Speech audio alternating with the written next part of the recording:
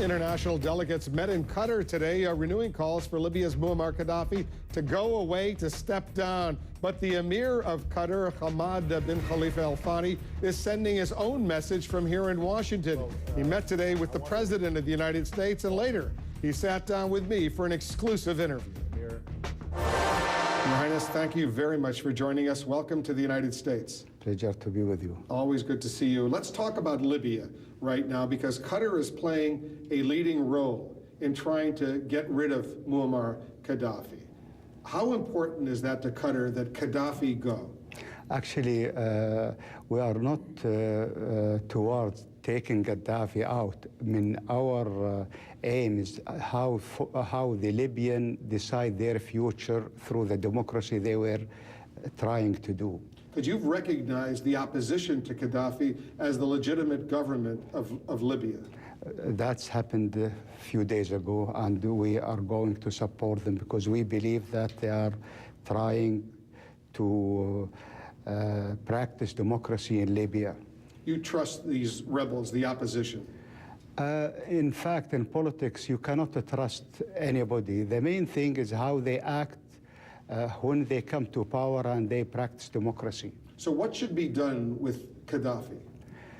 Well, Gaddafi, I think if I was in his position, I should think about my country. And better for me to leave or to find a solution, a political solution, which give the people of Libya their right to choose their leadership.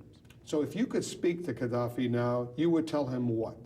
I will tell him what I just told you. To leave Libya? I didn't say to leave Libya. I tell him to find a solution. If leaving Libya is one of the solutions, it's fine. President Zain al-Abidin bin Ali of Tunisia did it. He left. Yes. President Mubarak, he had another story by staying at Sharm el-Sheikh, but he left power. So there are many means to leave power. He left power, President Mubarak, but now there are reports he's and his son, Gamal, they're under arrest. Well, this is interior problem belongs to Egypt. We cannot interfere in it. Right now, you are, Qatar, like France, like Italy, has recognized the opposition. But are you going beyond that? Because there were reports that Qatar is providing weapons to the opposition to fight Gaddafi's forces. We are acting according to the Security Council resolution. If it's allowed to give aid to the rebellion, military, other aid, we are going to do it. Is it allowed by the UN Security Council Resolution 1973 to provide weapons to the opposition? That's how we understood it, and that's what the Foreign Minister of Italy 2 days ago in Doha announced it. So can you confirm that you're providing weapons? You're allowed to provide weapons, you say, to the opposition, but can you tell us if you are, in fact, doing that? If they will ask for weapons, we are going to provide them. Have they asked? Well, of course, they asked, but it will take some time, some training, and it depends on if we are going to push for this fast or not, because such a weapons, it needs a lot of training. Because, Your Highness, you know there are reports that French-made anti-tank weapons you've already provided to the opposition. Is that true? It might be it arrived to them during the last 2 days, possible. Did you ask President Obama to recognize the opposition as the government of Libya like you, France, and Italy have done? Well, I think I wish they do it. I know that they're going to meet the top official in Washington today or tomorrow, but it will be wise if America will recognize the opposition. What is the role of Iran in all of this, specifically in fomenting or creating unrest in the region? Well, I don't believe Iran has to do anything with it.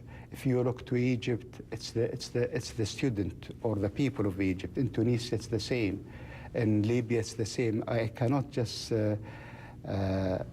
push Iran to this matters. Even if you are meaning for Bahrain, Bahrain had this unrest before the Ayatollah came to power. They used to have this demonstration in the streets. And I remember this when I was young. U.S. officials tell us that Iran is helping Bashar al-Assad deal with the unrest, the pro-democracy movement in Syria. Have you heard those reports? Well, I heard about many things, but I believe Bashar, he started the reforms, but might be he was late, but I believe he's going to do something. What is he going to do? Well, I hear that he's changing the government and he's going to allow for free elections. He's going to fight the corruption, because this is one of the advice I was telling him, to fight the corruptions, and I believe he's going to do this. Because the U.S., the Obama administration, has condemned his use of force, the killings in Damascus and elsewhere in Syria. Do you condemn the repression, the brutality of what he's done? Well, I am against any killing in the street by force. But I believe what's happening in Syria, it's need to be tackled in a wisely way. Because unfortunately, I heard even some officers, some military being shot. Until now, it's a gray. I really don't know exactly what's happening. Is it your opinion, and I know that Iran plays a regional role in your part of the world, that Iran is trying to build a nuclear bomb? Well, as far as I know, that they are trying to build peaceful nuclear. But beyond peaceful nuclear capabilities, are they trying to develop a military use of a nuclear bomb? Well, I hear this from United States, from different countries, but when we ask them, they are telling us that they are building it for peaceful purposes. Because you have a unique relationship with the United States. There are U.S. military personnel. There's an advanced central command facility near Doha. But you also have a relationship with Iran. Talk a little bit about that. Well, you know, if you look to Qatar, we are a small country, and we have to defend the interest of Qatar. Qatar doesn't mean if we have a good relation, military relation, or economic relation with the United States, we forget the other. No, we are open for all other countries. Is that possible, to have a good relationship with the United States and a good relationship with Iran? Well, both of them, they have to accept our policy. What does that mean? That means this is our policy. We are open for all the countries, and we will defend our interest. We'll see where is our interest. But of course, we will not be sided with country against other. What about Al Jazeera, which is based in Qatar, in Doha? How much influence do you, as the Emir, have over what Al Jazeera does?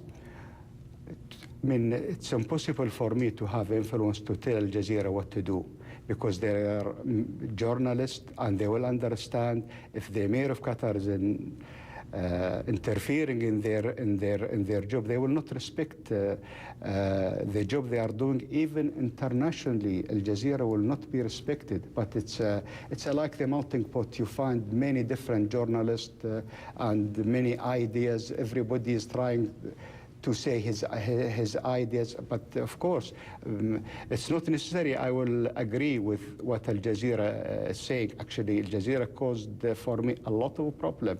I remember. But you own Al Jazeera. It doesn't. I mean, if I finance Al Jazeera, that it doesn't. That I own it. Here in the United States, if a wealthy man made broadcast television, he owned it. But in Qatar, no. But of course, if I want to have a very strong, if we want to have very strong channel, we have to provide it with money. Your Highness, thanks very much for. I hope to see you in Doha, Qatar. We're all looking forward to the World Cup games. Congratulations on winning the opportunity to host those games. And I know you and everybody in Qatar are very excited about that. Well, I'm sure CNN will be present that time, and I hope everybody come and watch it. Not just CNN, the whole world will be watching. Thank you. Good luck. Thank you.